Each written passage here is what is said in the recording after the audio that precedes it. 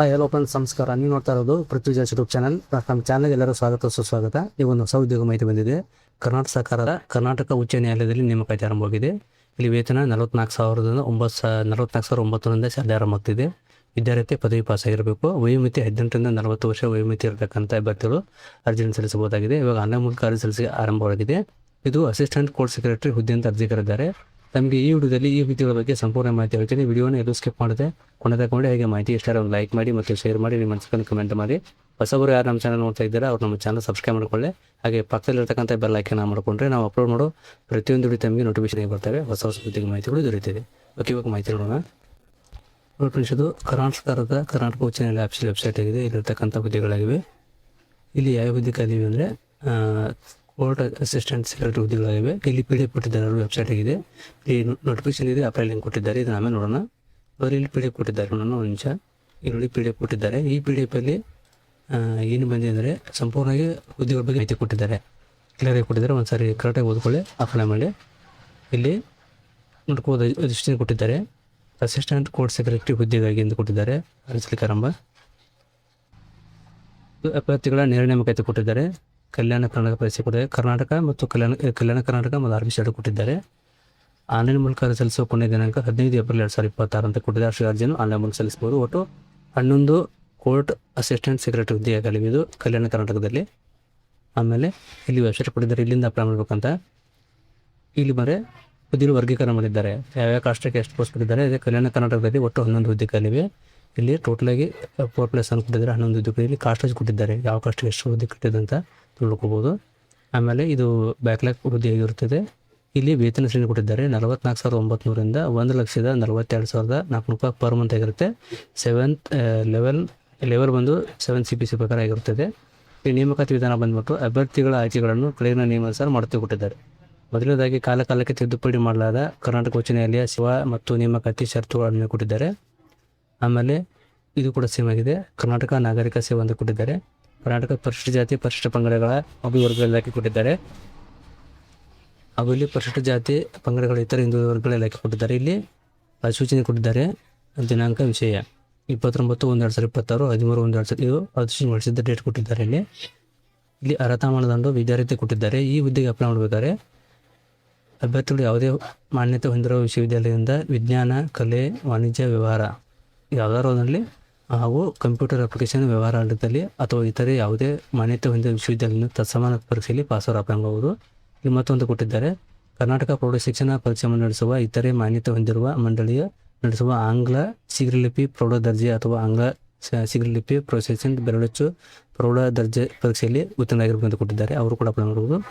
ಆಮೇಲೆ ತಾಂತ್ರಿಕ ಪರೀಕ್ಷಾ ಮಂಡಳಿ ಇಲ್ಲಿ ಕೂಡ ಹೊಂದಿರುವ ಆಂಗ್ಲ commercial practice secretarial practice diploma passer ಕೂಡ ಅಪ್ಲೈ ಮಾಡೋದು. ಜೊತೆಗೆ ಕಂಪ್ಯೂಟರ್ ನಿರ್ವಹಣಾ ಜ್ಞಾನ ಹೊಂದಿರಬೇಕು ಅಂತ ಕೊಟ್ಟಿದ್ದಾರೆ.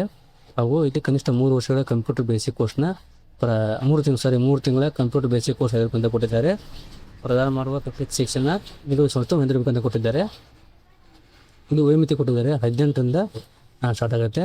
18ರಿಂದ 40ವರೆಗೆ ಕೊಟ್ಟಿದ್ದಾರೆ. ಸಾಮಾನ್ಯ ಅಭ್ಯರ್ಥಿಗಳಿಗೆ, ಹಿಂದುಳಿದ ವರ್ಗದವರಿಗೆ 43 ವರ್ಷ, SC ST 45 ವರ್ಷ ವಯೋಮಿತಿ ಕೊಟ್ಟಿರ್ತಾರೆ. ಈ ಹುದ್ದೆಗೆ ಶುಲ್ಕ ಬಂದ್ಬಿಟ್ಟು ಸಾಮಾನ್ಯದವರಿಗೆ 500 ರೂಪಾಯಿ ಇರುತ್ತದೆ, ಹಿಂದುಳಿದ ವರ್ಗದವರಿಗೆ 500 ರೂಪಾಯಿ ಇರುತ್ತದೆ, SC ST 250 ರೂಪಾಯಿ ಶುಲ್ಕ ಇರುತ್ತದೆ.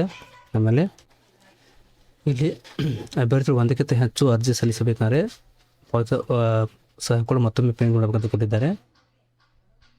ಇಲ್ಲಿ ಪರೀಕ್ಷಾ ಅವಧಿ ಕೊಟ್ಟಿದ್ದಾರೆ. ಇಲ್ಲಿ ಲಾಸ್ಟ್ ಡೇಟು 15 ಏಪ್ರಿಲ್ 2026 ರಾತ್ರಿ 12 ಕ್ಲೋಸ್ ಆಗುತ್ತೆ. ಅಷ್ಟು ಅರ್ಜಿಯನ್ನು ಆನ್ಲೈನ್ ಮೂಲಕ ಸಲ್ಲಿಸಬೇಕಾಗುತ್ತೆ.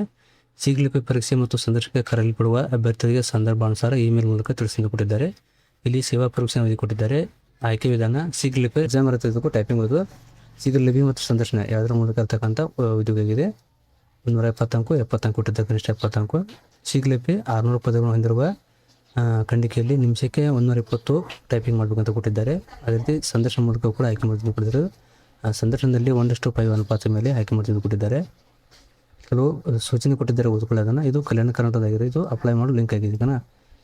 ಆಮೇಲೆ ಇನ್ನು ಕಲ್ಯಾಣ ಕರ್ನಾಟಕ ಇದು. ಆಮೇಲೆ ಇದು ಉಳಿಕ ಮೂಲ ವೃಂದದ ಉದ್ಯೋಗದ PDF ಆಗಿದೆ. ಇದರ ಕೂಡ ಒಂದೇ PDF ಇದೆ ಅಲ್ವ, ಸುಮಾರು 50 kg ಪೇಜ್ ಹೆಚ್ಚಿಗಿದೆ. ಇದರಲ್ಲಿ ಕೂಡ ಹಾಗೆ ಆಗಿದೆ. ಆನ್ಲೈನ್ ಮೂಲಕ ಕೊಟ್ಟಿದ್ದಾರೆ. 15 ಏಪ್ರಿಲ್ 2026 ಅಂತ. ಇಲ್ಲಿ ಅಸಿಸ್ಟೆಂಟ್ ಕೋರ್ಟ್ ಸೆಕ್ರೆಟರಿ ಹುದ್ದೆಯಿಂದ ಕೊಟ್ಟಿದ್ದಾರೆ. ಇಲ್ಲಿ ಒಟ್ಟು ಹುದ್ದೆ ನೋಡ್ಬೇಕಾದ್ರೆ ಇಲ್ಲಿ 59 ಹುದ್ದೆ ಖಾಲಿವೆ. ಟೋಟಲಾಗಿ 77 ಹುದ್ದೆ ಖಾಲಿ ಬಂದು ಕೊಟ್ಟಿದ್ದಾರೆ ಇಲ್ಲಿ ಟೋಟಲಾಗಿ. ಇಲ್ಲಿ 59 ಹುದ್ದೆ ಖಾಲಿವೆ.